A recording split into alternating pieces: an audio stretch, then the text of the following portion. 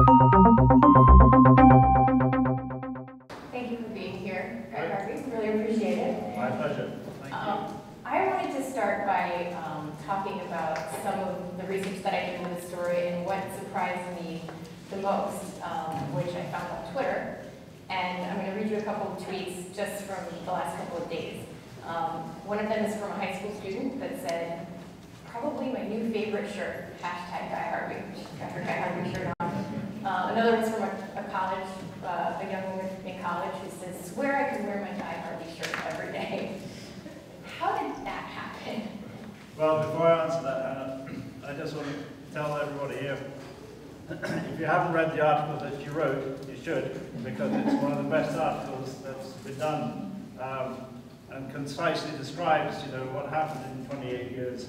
And so I want to thank the Herald, in particular, for hiring Hannah, because she did a great job, the best report I've ever read about my career. So thank you, Ma'am Herald.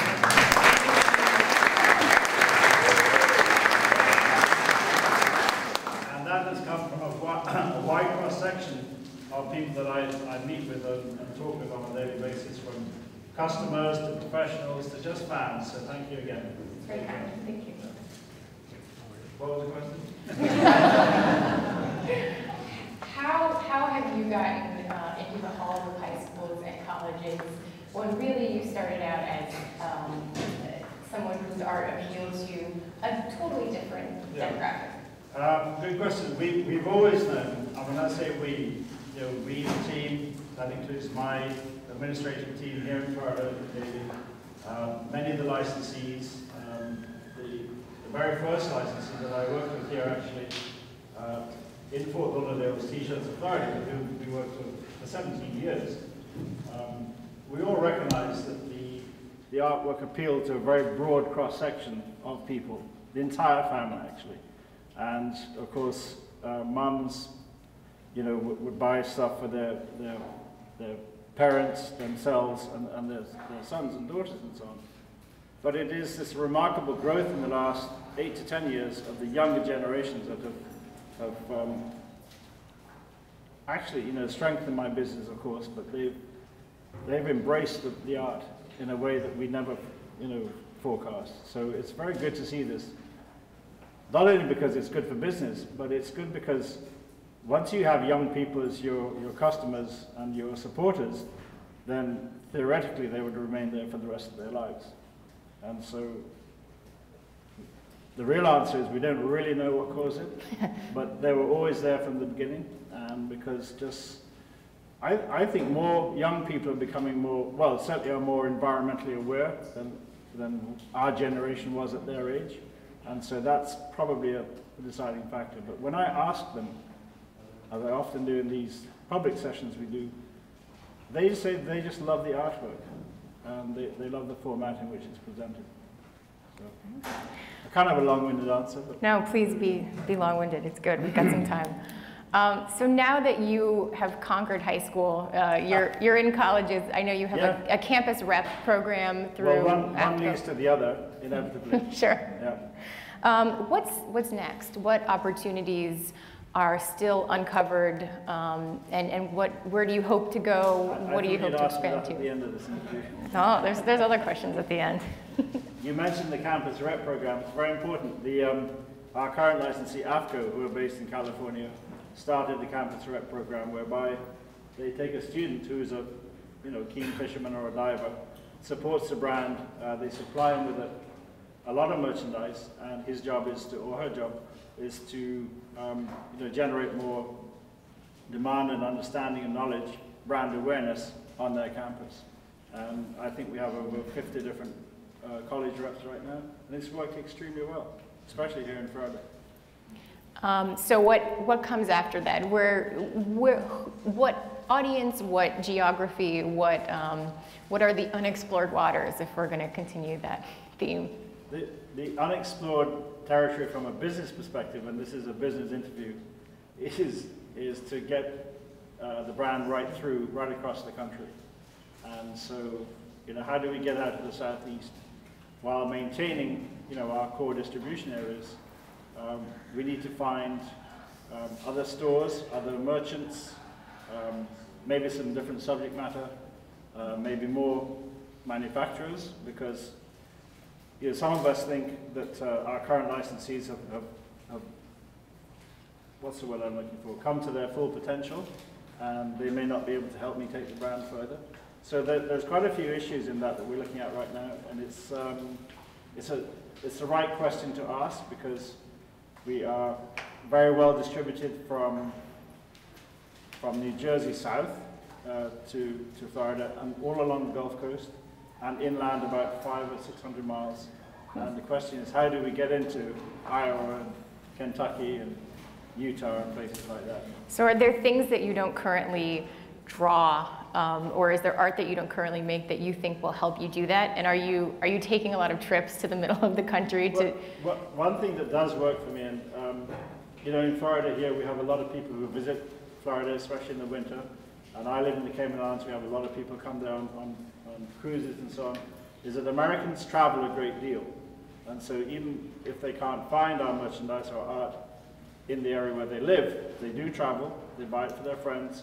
And of course, in the last few years, with the growing importance of social media and the internet, our sales, and Steve is here, our president, will tell you that our internet sales have really doubled in the last 2 years, and it's proving to be a very powerful medium by which to sell merchandise. Mm-hmm. So maybe I'm not that concerned so much about penetrating these other inner states as to just through social media having people become more aware of the brand, mm-hmm. and the message that we're sending. Mm-hmm.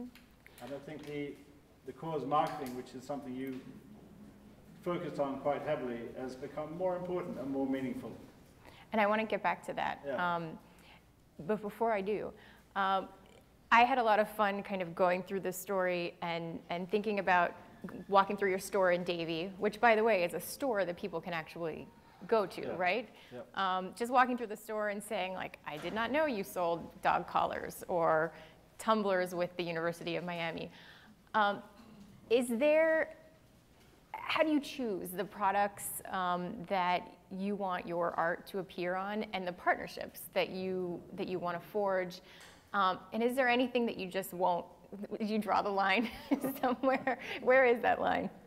Well, apparel, of course, is the major licensee, and it always has been. It'll always be the senior license. And when it was with T-shirts of Florida, they were the senior license. AFCO, we've been working with them for 12, 13 years now. It's the senior license. It does about 70% of our business.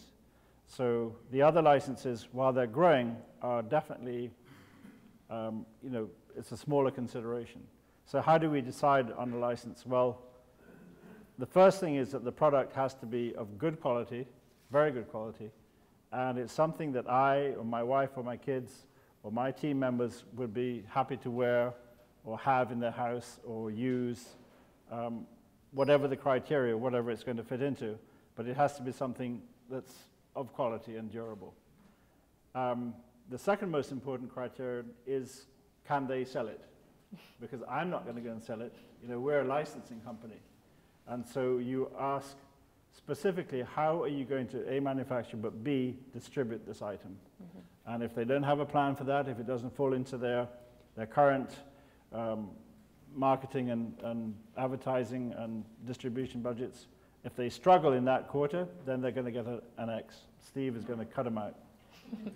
And so we've, of course, had a lot of failures. I mean, there's been innumerable failures. I'd say 9 out of 10. But then you find some really good ones and some remarkable ones. And I think watches is a good example. Watches, these things. The art is not really very well represented on this. It's too small, and if you're going to reproduce the art on a watch, it has to be kind of classy and nice. And so we struggled for, I'm going to say, 20 years to find a good watch manufacturer. Yeah. So that was some of the failures that you're talking about. But now, this is a tag heuer. This is a limited edition, Guy Harvey edition, available only in Grand Cayman. And after 28 years of being in business, they came to me, finally. So we've now hooked up with a reputable brand that sells a first-class watch worldwide, and we're going to do really well. Plus, they donate 5% of retail sales to the Guy Harvey Foundation. That's the kind of partner we're looking for. Mm-hmm. Do you find that more partners like that are coming to you rather than you having to search them out? Exactly right. In this time in your career? And nowadays, more so than ever, and of course, Steve and Harvey have to, make a decision. Every day, people come to them. But I have to say, one of the good stories out of all of this was maybe 15 years ago, we went to Turvis Tumblers, and they just wouldn't pay any attention. And 5 or 6 years ago, they came to us, and they're one of our best licensees now. Did you remind them about? Not necessarily. they become one of our best partners. So, yeah. Very good. But along with that, there's been a change in technology for them too. They've gone away from sort of the embroidered patches that they put on there that were not very detailed to a beautiful acetate, and they make such a wide variety of stuff. And they've done a great job in distribution. Mm-hmm. One of the things that your team and you brought up was the marketing campaign that's fairly recent, I guess. That's Real Guy, Real Life. Well, we had some of the pictures up. Yeah. You had some of those. Yeah. So this basically focuses on you, Guy Harvey, doing real things, showing I'm a person who exists. Can you talk about why that was a direction, why that was an emphasis that you wanted to make, and why it's important to your business? Hannah, there's always been an emphasis on what I do for many reasons. Partially, initially it's to gain access to subject matter for artwork. That's the important thing, because the artwork drives the business. Without new paintings all the time, it just wouldn't grow. So to get inspiration, I don't work from pictures, and I don't work from other people's work like many of the artists do nowadays. I get into the field and do the research work myself. And that's how you maintain authenticity. A lot of the people coming up these days copy my work. They copy other people's work. They digitally alter stuff because you can. When I was growing up in this business, everything had to be done by hand. So to spend that time in the field has always been a priority, and I love doing it. I love the field time, and I think that came out in the article. So while I'm there, we took a camera. You get into unusual situations, you meet unusual creatures. That evolved to a TV show that became very popular in Florida. It was on 3 different networks. It lasted, we did 5 years of production, but it lasted 10 years. That was a huge bonus for the company. And so I've always been doing the stuff, and then we do the research work, the documentary filmmaking, the schools visits. It's all part of what I do, and I enjoy doing it.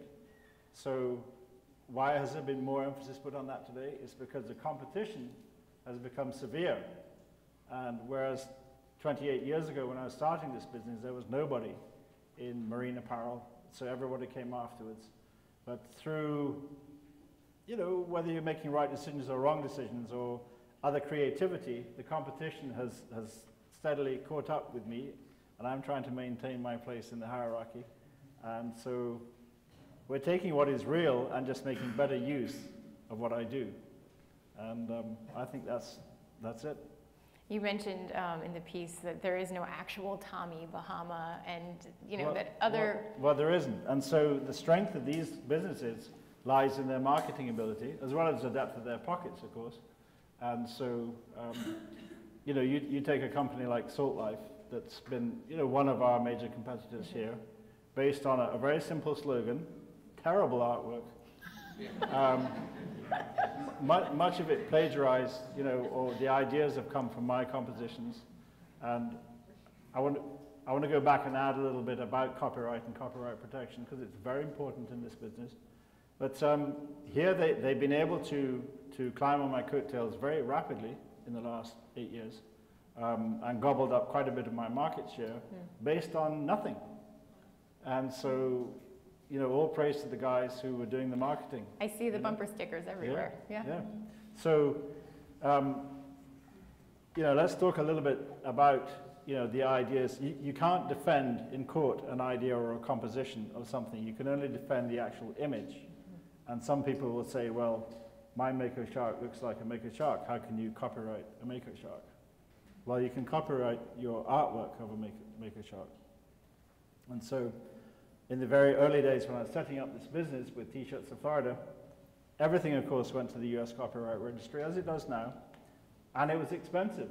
And my lawyer and partner, Charlie Foreman, who's from Fort Lauderdale, said, Guy, don't hold back on that money. It's the best money you'll ever spend.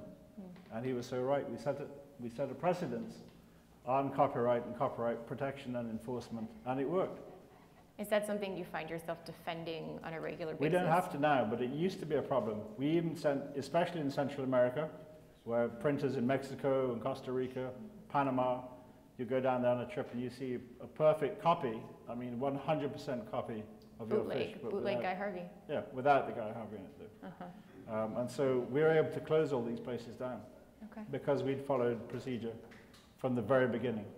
So any young artists out there, beware, you know, especially with all this internet access and accessibility to images nowadays, people can take your stuff and steal it if you don't protect it. Do you find young artists come to you and ask you questions about all the time them? And what is their main question, and what is your main advice to them? I know we have at least one that I met in the crowd here. Main question is, how do you do what you do? And I say sheer hard work. There is absolutely no other way to accomplish this other than working hard. I'm very productive. I've met many other artists who are far more capable and able at their execution of artwork than I am, but who just don't have the same work ethic. I could call a few names, but you know, they're guys whose work I've either collected some of it, or you know, but they just don't have that production capability and desire is the word I'm looking for. There are a few who ask about style and so on, but the thing is to develop your own style, your own look, your own way of representing nature and doing it. This question actually was one of mine and also came from someone in the audience, so it's a doubly good one.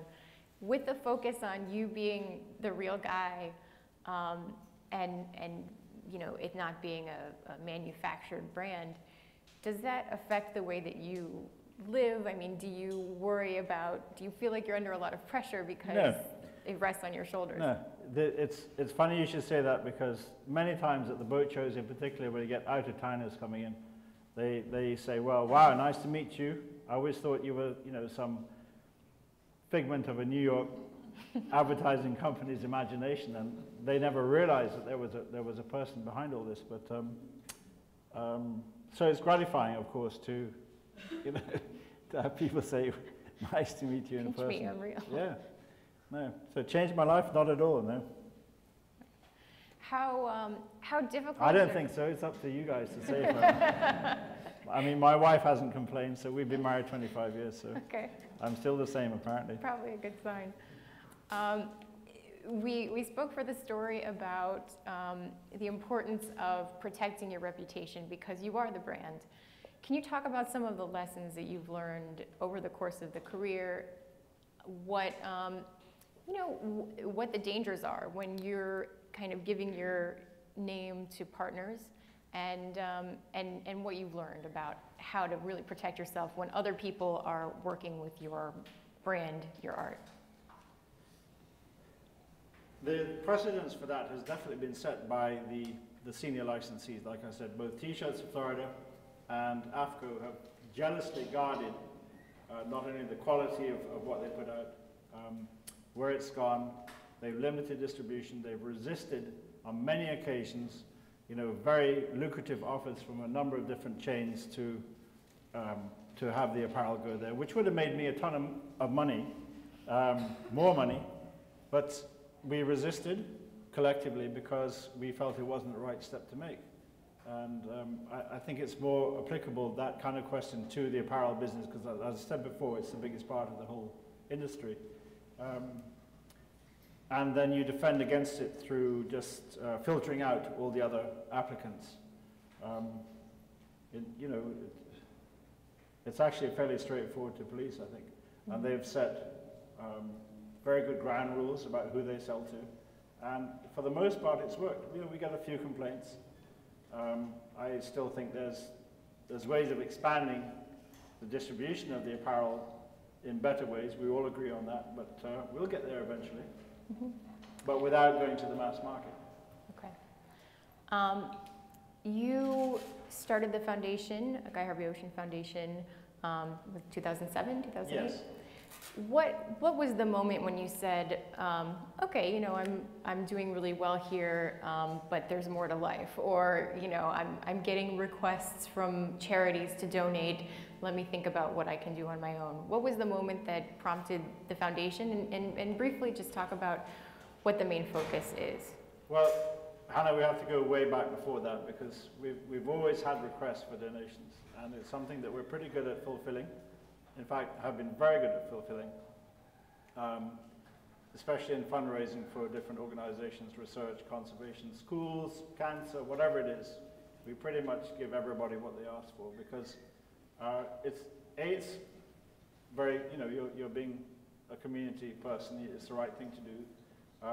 B, it's a way of getting, you know, the business out there, even though you may not be directly benefiting financially from it. But also, it's just easy to do. And unlike the licensed products, the art itself and the books and stuff like that, posters, are all made in-house. So we control the manufacturing. And it's relatively inexpensive. So from that perspective, we've been active in this area for a long, long time. And when the business reached a threshold after, it was 97, so that's after 11 years of business, where I could start to give back money back to the Guy Harvey Research Institute. It was before the foundation was formed. You had to reach a certain point in your business success that you could afford to give away 5 or 10% of your gross, not your net, your gross. And so that money started going to the GHRI at Nova. And after a while, Steve, myself, we all got together and said, you know, we need to better control not only the expenses and how the money gets spent, but generate more income. And so we found that Nova was a little tardy sometimes in getting stuff out there, the money out there to do what I wanted it to do. And so we formed the 501c3. But we learned from the experience of the IGFA and the Billfish Foundation and CCA and a lot of these other people who have huge overheads, that the money that you are generating through your kindness, your time, whatever, your artwork, was not being fully spent on the places that matter, which is the research work and education. It was being spent on overhead. And I got tired of that. So all these factors are at work all at once. And by the time 2007 came along, we were ready, we were mature enough that we could say, this is what we're going to do. And it worked really well. And since then, you know, we got the attention of some big people, big names in Florida. The Florida Lottery, for example, we have our own license plate. These are solid, reliable, sustainable sources of income for the foundation that we could never have got 10 years ago. I think it was 25.8 million, something like that. Somewhere, tickets. many million tickets sold through the Florida Lottery. No, that was a huge success. And thanks to Steve. Steve is right here. Steve Stark, by the way, is the president of Guy Harvey Inc.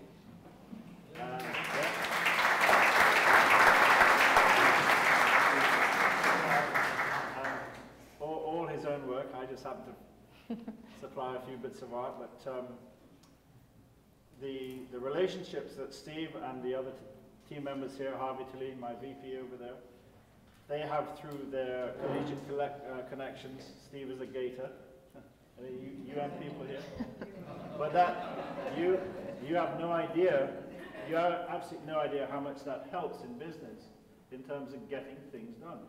And so we've used all that to good advantage over many years, you know. Yep. I know that your business doing well is good for your foundation. How is the foundation good for your business? Well, conservation is good for business, and everybody needs to know that. That's one of the things that we preach, and you know, as I live in the Caribbean and travel the Caribbean, and we work on different conservation and education programs. You go and talk to these ministers of the environment and ministers of tourism and departments of tourism and blah, blah, blah. And they're almost ignorant about what they've got in terms of their natural resources. And they certainly lack the knowledge to address conservation issues. And so you have to put it into a business format for them to understand and place a dollar value on living things and living reefs and living beaches and living mangroves and so on. And so you say, you know, your natural assets are good for your business. And why aren't you taking better care of them? Conservation is good for business. So conservation is good for our business too. We knew that from the very beginning. And so that's why we got involved in research and educational projects. And you can't achieve conservation without knowing what you're dealing with. So data collection, even baseline data on the most rudimentary species, whether it's slugs or sailfish or whatever you want to deal with, is the first step, and you have to pay for that. So through data gathering and research work, you have the data to make decisions. You can educate people using the data, and of course that leads to conservation. But it has to go in that step. You can't just, you know, have conservation based on what, you know? And because that's such a big focus of yours, do you think that also helps Guy Harvey products to be more appealing in the marketplace? We like to think so. We like to think that, and it's absolutely true, every single item of Guy Harvey merchandise that you buy, whether it's a t-shirt, a hat, a coffee mug, a $20,000 painting, you're making a contribution to our marine research and conservation efforts. And I don't think any other company does that, that's based in the marine industries. There are a few that are catching on now, but we have definitely been the leader in this field for at least 2 decades. One of the things that I thought was interesting that your social media team did last week was use Shark Week for your own message. So I guess I have a two-pronged question. Like, is Shark Week a terrible thing in your mind because it makes sharks seem so dangerous? I've stopped watching it. Have you? But I didn't watch a single program this time around. Oh, I didn't either, so we don't have that much to talk about, I guess. That's not a good reflection. You know, these people spend a lot of time and effort in the field making these documentaries, but they're over, you know, they're over sensationalist, and I think they haven't. The producers haven't recognized the role of science nowadays in learning more about these animals. And so I'm very glad to say our documentaries are, you know, full of interesting facts, and they're very entertaining, educational, exciting, but without casting these animals as you know, villains. So I love interacting with them. Yeah. You did manage to tap into the pop culture zeitgeist that it is, and I noticed you had like Shark Week shirt, like not branded with Shark Week, but shark shirts. Sure, yeah. Does that kind of, even if you don't like what Shark Week stands for, does that give you an opportunity to then use that to promote your own message and your brand? It gives you exactly right. And David Wilkinson is here, our social media director. He's standing at the back of the room. He is, you know, monitoring everything else that's going on, monitoring the response to what we're putting out there. And of course, we're giving the other side of the story and encouraging people to, you know, to join our Hammerhead Club or, you know, be participatory. But of course, merchandising, as I said earlier, it helps to pay the bills. And so you can't care about research work and conservation unless you have the money to do it. I think I said it takes cash to care. Yes, you did. It takes cash to care. So really, you know, like I said, you buy these shirts, you buy this art, you buy the coffee mugs, you buy the hats. You are, in your small way, or whatever way you want, are making a contribution to marine research and education efforts, especially here in Florida. And for that, we're very appreciative. Who came up with Hammerhead? Was this a brainstorming session? Well, you know Jimmy Buffett has the parrot heads. Yes. I'm a huge Jimmy Buffett fan, but I wasn't going to be a copycat. But I think between our advertising department, do we have an advertising department? Yes, we do. Right there, right there we go. David There you go. He got the fun of it. Yeah, and it's met with a lot of success. You know, the advantage of it is it doesn't cost anything. It's appealed hugely to young people. We sign up a lot of young people, when I say under 25, at some of these popular concerts that we now attend, like the Chili Cook-Off and the Tortuga Music Festival on the beach. And at the end of this month, we're going to be in Panama City Beach for the Pepsi Gulf Coast Jam. We anticipate signing up several thousand new members at these events, because we're there, we're in front of them. And you can sign up online too. Yeah. I know we have a representative from, at least one from Norwegian Cruise Line, our neighbor nearby. Okay. Talk to me about how, very briefly, how that partnership came to be and what opportunity that gives you, not only for a giant floating billboard for your art, but also to spread your message of conservation and ocean health in an industry that, you know, some people have raised questions, you know, are they doing the best? Yeah. Good. Well, the evolution of the whole relationship came through contact through Steve again, another gator, right? Anyway, Norwegian Cruise Line have a habit of painting their ships, and they get, you know, relatively well-known artists to contribute the artwork to it. And again, it's testimony to the brand, that finally, after all these years, that a company of this caliber would come to us looking for artwork to adorn one of their latest ship. So you can imagine how I felt when I heard about the news. So that the process of actually getting the art done was done with help from my graphic artist, Todd Dawes, who does a great job, has done a great job for us for years. He's the tweaker. I do the original stuff, but he can take that sailfish behind you and turn it into a pink and purple monster that looks really awesome.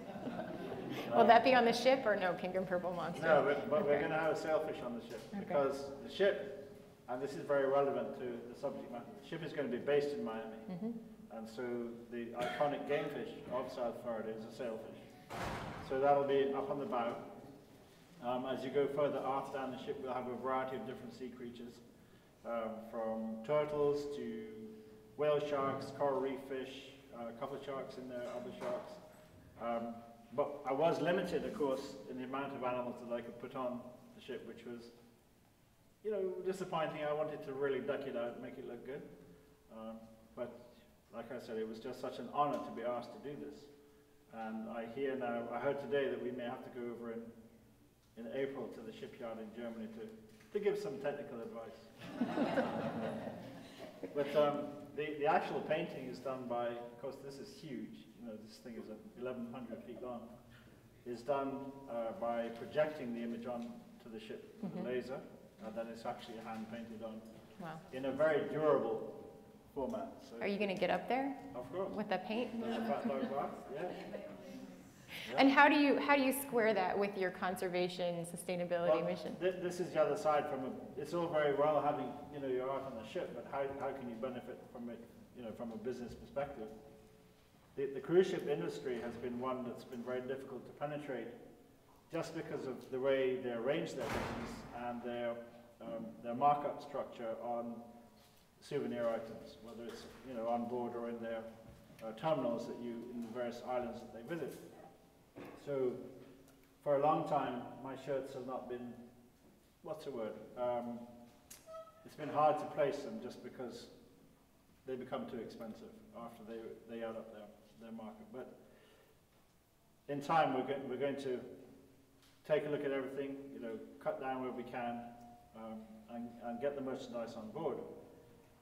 But the bigger opportunity is in presenting some of the educational documentaries on the ship's, you know, TV system. The fact that I'll go on board at least twice a year to give presentations. We can talk about all kinds of stuff. But in view of their reputation of being, you know, a polluting factor in the Caribbean, many of the ships are now greening up their image quite substantially. And the fact that, you know, we're on board and we're eyes and ears watching, it's going to be good. But they've also offered us research capabilities on board. So they're all really coming around because they know that it's good for business.